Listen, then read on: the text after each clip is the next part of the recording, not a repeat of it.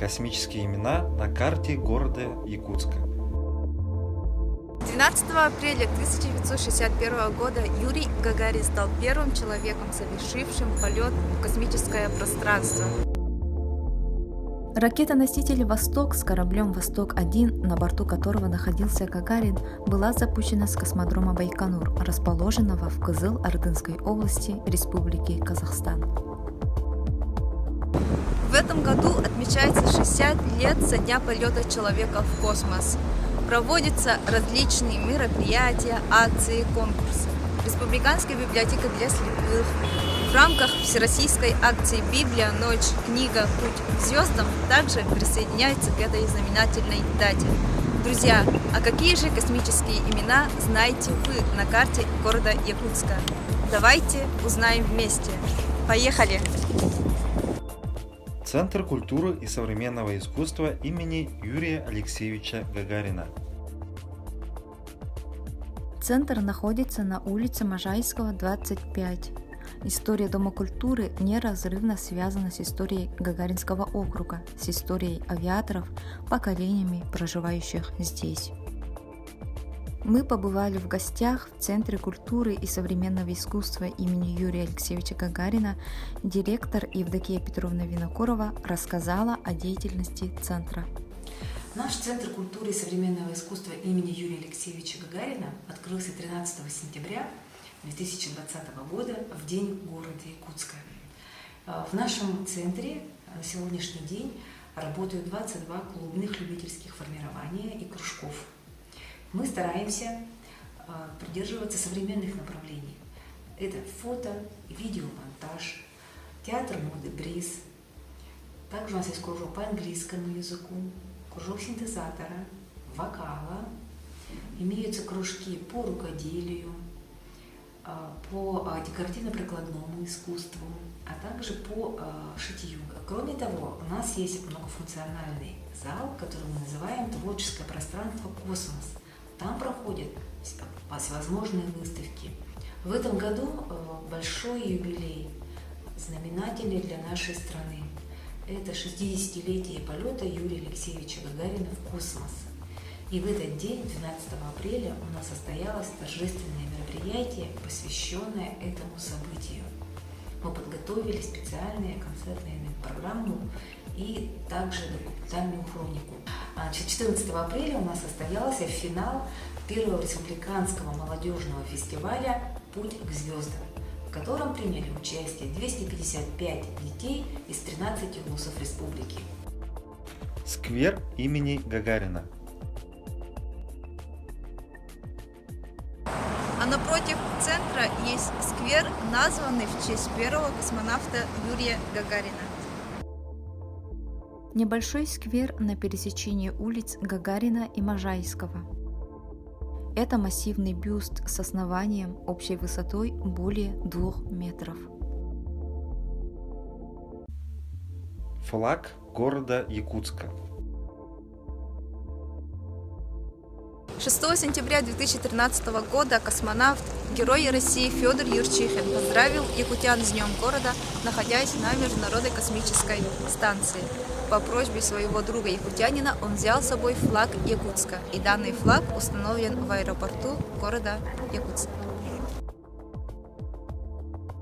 На флаге есть печать, эмблема космической станции 36-й и 37-й экспедиций, а также личная эмблема Федора Юрчихина и даты его пребывания на МКС 29.05.13, 11.11.13.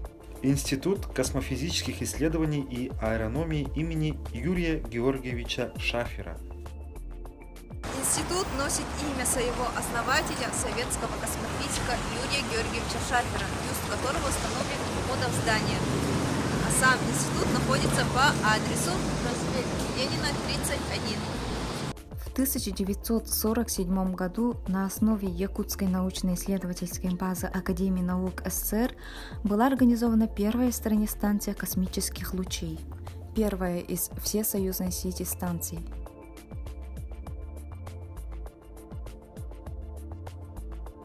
Несомненно, что первым значительным достижением станции в Якутске стала регистрация 19 ноября 1949 года 4-го по счету наземного возрастания солнечных космических лучей. Николашкин Семен Викторович, заместитель директора по науке, кандидат физико-математических наук, рассказал нам о деятельности института. Станция занималась исследованием космических лучей, и также другой отдел, вторая часть института занималась исследованием солнечных земных связей, то есть влиянием Солнца на земные процессы, на околоземный космос и так далее. Проводились работы по параметрам космических спутников, это измерение электризации, измерение свечения этих космических аппаратов и так далее. Для этого были созданы тоже отдельные определенные приборы, которые были разработаны в нашем институте и были даже некоторые части были изготовлены у нас и были установлены на спутниках, на ракетах. Также у нас к нам в институт приезжали космонавты, тоже в части для проведения обсуждений своих работ и так далее. Около десятка человек сюда приезжали. Приезжал, допустим, Павел Романович Попович, он даже в нашем институте была когда-то издана такая книга «Космофизическое исследование в Якутии». С космонавтом Николаем они провели в 1963 году, и в это время наш институт участвовал в обеспечении радиационной безопасности этого полета, то есть чтобы не было сильного космического излучения во время этого космического полета. Сейчас мы занимаемся, у нас есть отдел, который занимается именно дистанционным зондированием Земли при помощи спутников. То есть мы получаем данные со спутника и исследуем определенные, допустим, физические и другие явления, допустим, мониторинг лесных пожаров, мониторинг погодных условий, мониторинг, допустим, гидрологических условий. Мы сейчас развиваем работу по запуску собственной ракеты с полигона станции ракетного зондирования ТИКСИ. В 2015 году была запущена ракета, геодезическая ракета, которая достигает высоты 300 километров с научным оборудованием на борту. Сейчас мы ведем эту разработку научной части этих ракетных исследований и надеемся, что скоро в далеком будущем опять мы повторим эту работу и запустим опять свою ракету. И также проводится работа по оснащению этой ракеты второй ступенью и разгонным блоком для запуска, допустим, малых спутников на подземную орбиту. Музей и центр Хомуса народов мира.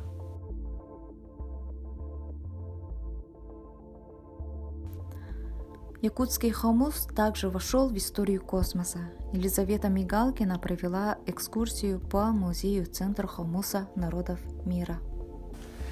Сегодня я представляю вам Якутский Хомус, который побывал в космосе.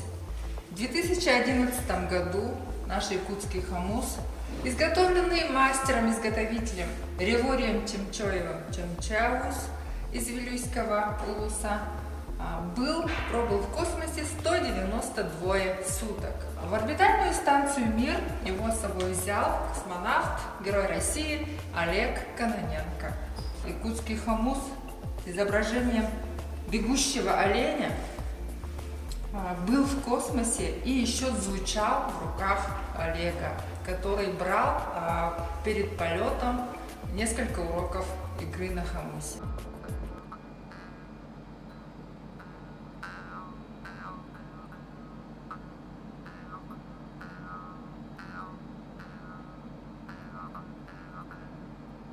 Да, интересное развлечение. Хороший музыкальный инструмент.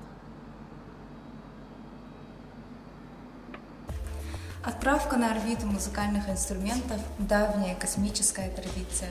Так, в космосе побывали флейта, губная гармошка, саксофон.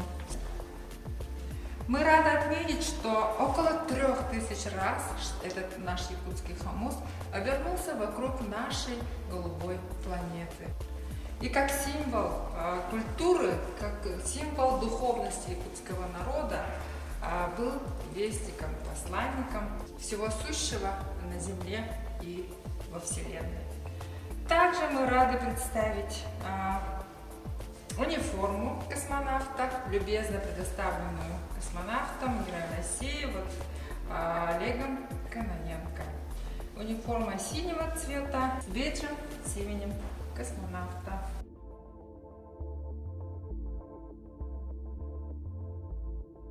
Летчик-космонавт Олег Кононенко также порадовал якутян, прочитав стихотворение одного из зачинателей якутской литературы Алексея Кулаковского «Экземпляр Алексей Хамус» с Международной космической станции на весь мир.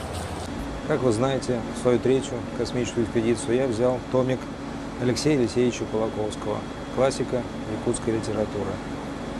И сейчас я зачитаю одно из его произведений отсюда, с борта Международной космической станции из космоса. Так как я в предыдущем своем полете брал якутский хамус, то, естественно, мое произведение будет о хамусе. В тот день, когда пламя добрых богов сотворяло подлунный мир, в тот день, когда нас, двуногих, они выпускали на землю жить, в тот день, когда нас, якутов, они поселили среди земли, в тот день это племя добрых богов сотворило в подарок нам голосистый, милый сердцу хамус с дрожащим, пружинистым язычком, с железкой, звенящей вроде струны, на 100 разнообразных ладов.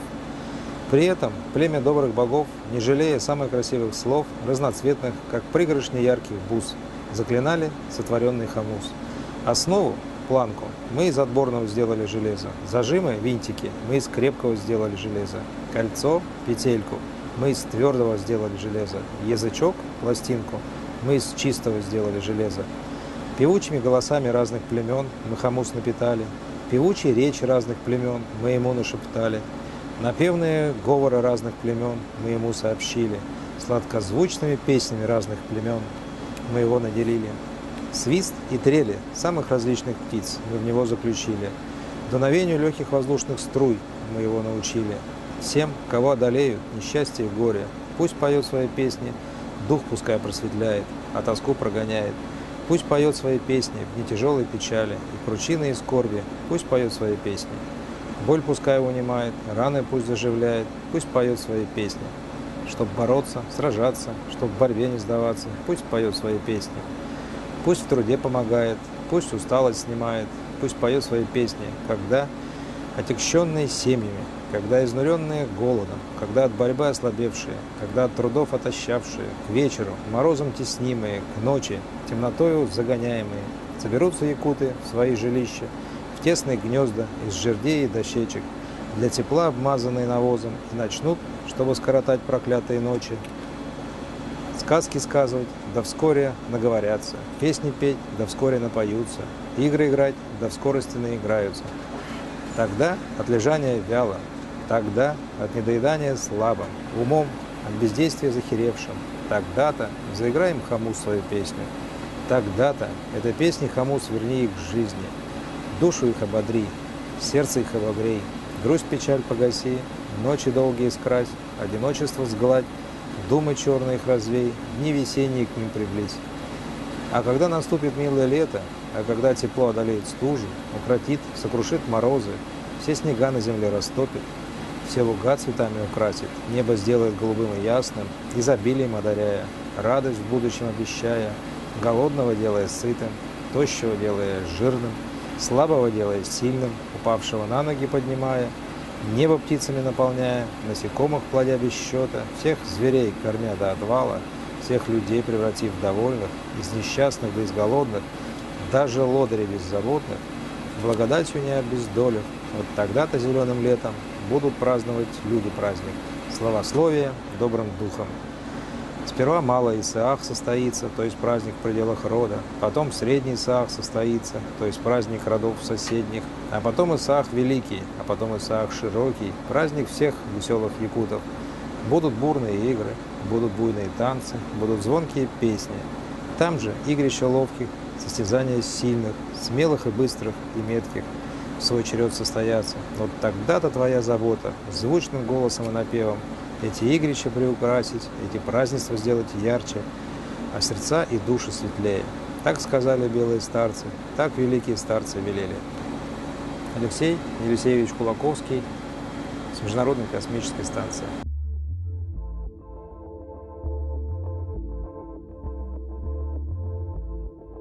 Космический прорыв Советского Союза стал не только предметом гордости народа, но и вдохновением для архитекторов, скульпторов, художников.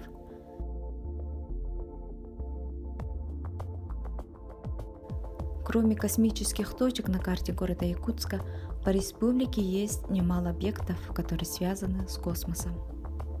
Так, в Дюпсюнской средней школе Усть-Алтанского улуса с 1974 года действует музей космонавтики и авиации.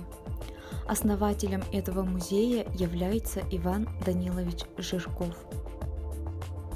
В музее имеются книги о космонавтике, открытки, фотографии, книги с автографами космонавтов, марки СССР и более 20 стран мира, коллекции значков, модели космических кораблей. В разные годы Якутию посетили более 10 космонавтов. 1965 год – летчик-космонавт Валерий Федорович Буковский. 1972 год – Павел Попович.